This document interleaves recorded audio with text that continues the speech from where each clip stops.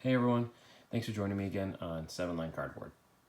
With this video, I want to start a series that I'm calling My Connecticut Living Set.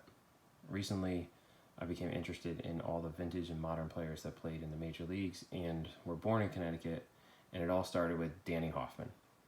Hoffman was born in Canton, Connecticut, which is a town I'm a big fan of. Here's Hoffman on his M116 Sporting Life card. This card is a BBG 5 that was crossed over from a PSA 5.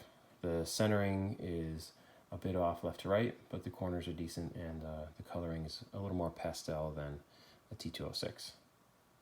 And the back is a full ad for the Sporting Life, similar to what you find on a T206 back, a full ad.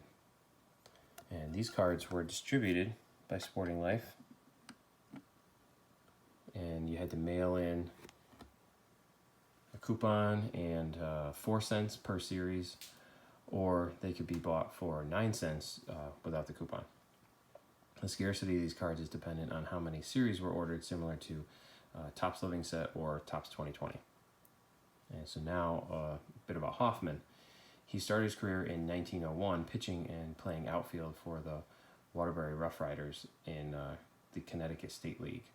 By 1903, he had been purchased by Connie Mack to play outfield for the Philadelphia Athletics. And at this time, Mack must have been around Connecticut, because he'll surface again with another player in a future video that I'm going to make for this series.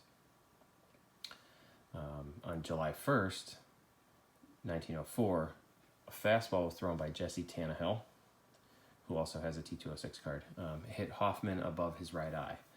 After months of recovering, it is documented that Hoffman began to use what people used to call a head harness at that time to protect him from getting hit in the head again. So could this have been one of the first batting helmets? If you have any info on the first batting helmet, leave a comment below, and maybe we can get a discussion going on the origin of the batting helmet. But back to Hoffman, who was said to be a streak of greased lightning getting down to first, which allowed him to lead the league in stolen bases in 1905 with 46. Hoffman's problem was that his eyesight had been damaged by Tannehill's pitch, leaving a blind spot in the middle of his field of vision. In 1909, he badly sprained his ankle, sliding into third, and then after losing a step by 1911, in his final at-bat of his career, he was hit by another pitch. His final stat line reads 9 years in the league, 3,300 plate appearances, 762 hits, 14 home runs, a .256 batting average, and 9.4 WAR. And unfortunately, in 1922, at the age of 42, Hoffman passed away due to tuberculosis. So that's all I have for now. Like I said, I'll be doing a series of videos with many players born in Connecticut, making the major leagues, and I want to highlight their careers. I want to challenge you to create some content regarding players born in your state, because I think a movement of state-based living sets would be really interesting. So thanks for checking out the first episode of My Connecticut Living Set.